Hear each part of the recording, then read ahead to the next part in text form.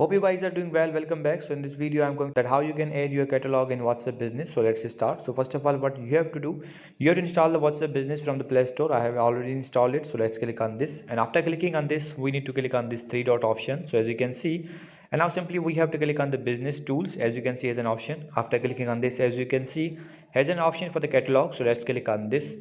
And after clicking on this, as you can see, has an option for the new item. So let's click on this. And now we need to select the our catalog image. So let's click on this. And now we need to select the gallery, and let's click on the gallery. And now we have to go to the all photos. So I'm gonna choose the photos. So let's select this one. For example, I'm gonna select this one. So let's click on the right.